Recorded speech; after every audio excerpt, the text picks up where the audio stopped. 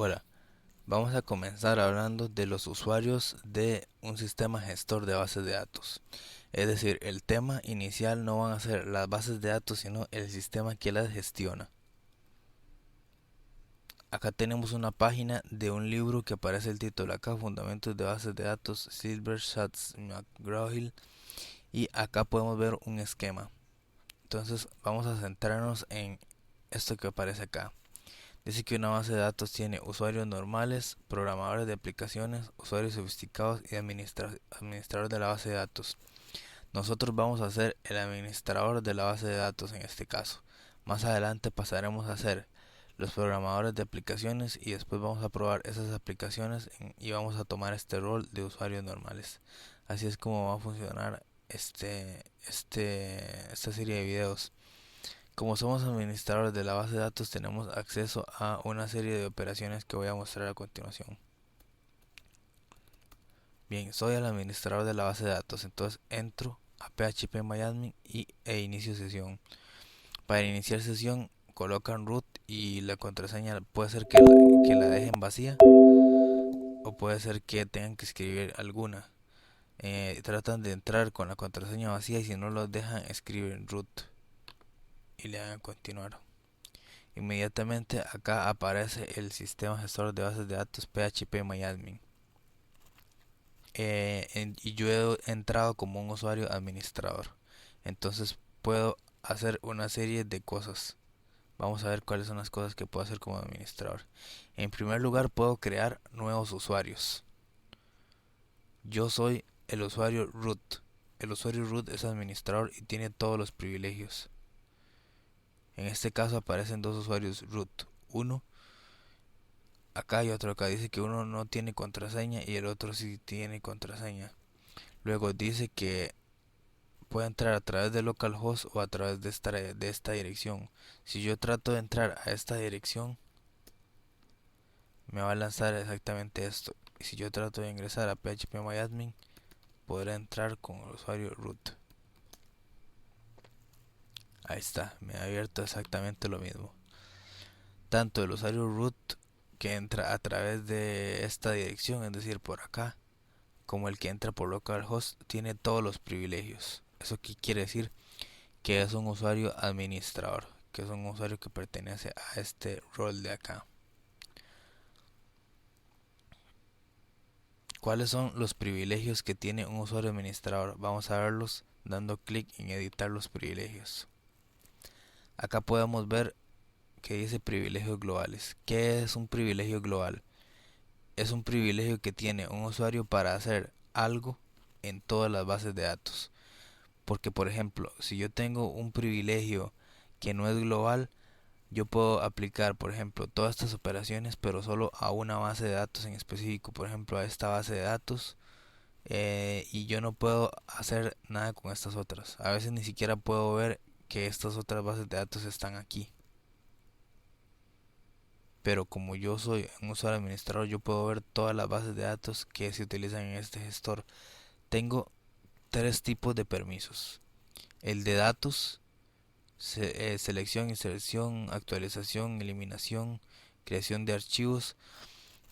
Generalmente los usuarios que están acá, en el caso de los usuarios normales, tienen permiso para realizar todas estas operaciones. Luego tenemos acá otro conjunto de privilegios que dice estructura. Esto permite crear nuevas bases de datos y en el caso de que tengamos una base de datos específica, podemos crear nuevas tablas, nuevas filas, nuevas columnas y alterar toda la estructura de la base de datos. No es lo mismo los datos que contiene que su estructura, eso lo veremos más adelante. Finalmente hay una serie de operaciones de administración a las que tenemos acceso. Entonces vea que los datos, cuando se tienen permisos de este tipo, generalmente son los usuarios normales y los usuarios programadores. Luego ya en el caso de la estructura y la administración, eso lo tiene el administrador de la base de datos. También vamos a mencionar algo importante. Esto que aparece acá que dice datos con select, insert, update, delete, default. está relacionado con algo que se llama LMD, lenguaje de manipulación de datos. Mientras que por otra parte, todo esto que dice estructura e incluso algunas de estas opciones de administración están relacionadas con, con lo otro que tenemos acá, que dice LDD, lenguaje de definición de datos. Vean que el administrador de base de datos es el único que tiene acceso a el lenguaje de definición de datos, y el administrador también tiene acceso al lenguaje de manipulación de datos. Es que el administrador de la base de datos tiene acceso a todo, mientras que el resto de los usuarios no tiene esa oportunidad de acceder a todas las opciones de la base de datos. Así, por ejemplo, los usuarios normales somos, por ejemplo, nosotros cuando entramos a Facebook o a Google Plus o a YouTube y entramos, y entonces, por ejemplo, podemos entrar a través de la interfaz de aplicación, que es la página. Por ejemplo, yo subo una nueva foto a mi perfil de Facebook, lo estoy haciendo a través de la interfaz de aplicación. Entonces vean que acá vienen una serie de palabras que dice usa y escribe.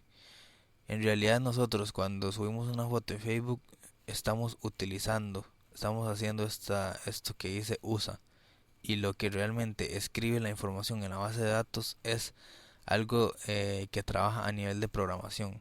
Entonces nosotros utilizamos los programas desarrollados por los programadores y los programas son los que escriben. Nosotros cuando usamos una aplicación web nunca escribimos nada, solo le decimos al programa que lo escriba, porque nosotros no tenemos ese permiso. Nosotros no podemos escribir ni nada, ni tampoco podemos leer ni siquiera. El que lee es el programa. Entonces el programa escribe, lee, actualiza, elimina todo, y nosotros nada más le estamos diciendo a ese programa que lo haga. Pero nunca tenemos el acceso a los comandos que indican esas acciones. En el caso de, por ejemplo, de Facebook, cuando subimos una foto, lo que estamos pidiendo es que nos cree una nueva fila con una nueva foto que tenga una determinada fecha y una serie de características que nosotros no tenemos acceso a esa información, a ese procedimiento, sino que esos procedimientos a los que tienen ese rol son los programadores. Hemos dejado de lado este usuario porque por el momento no nos interesa. Dice que estos son los usuarios sofisticados, los analistas, pero en eso no nos vamos a meter mucho. Nos vamos a centrar en estos tres tipos de usuarios. Para gestionar los servicios que tenemos accedidos por un determinado usuario, tenemos que entrar al gestor de bases de datos PHP y entrar donde dice privilegios, como ya hemos dicho antes.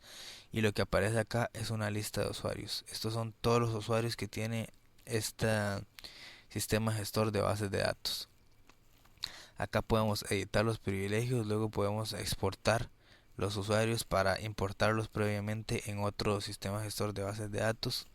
Podemos agregar usuarios y podemos eliminarlos. También podemos organizarlos según la letra de su nombre. Vamos a revisar nuevamente los privilegios y vemos que acá viene otra serie de recursos que algunas veces vienen en inglés. Para poder leer esto utilizamos el puntero y vemos que nos lanza un tooltip con la descripción en español de cada una de las funcionalidades. Esto sirve para limitar las consultas que se realizan en la base de datos, de lo que hablaremos más adelante. Luego, los privilegios específicos para la base de datos es lo que mencionábamos anteriormente. Un usuario puede tener acceso a todas las bases de datos o solo a una o a algunas. En dado caso, esas bases de datos a las que se tienen acceso se especificarán acá. En este caso no es necesario agregar ninguna porque este usuario es root, es administrador, entonces puede acceder a todas.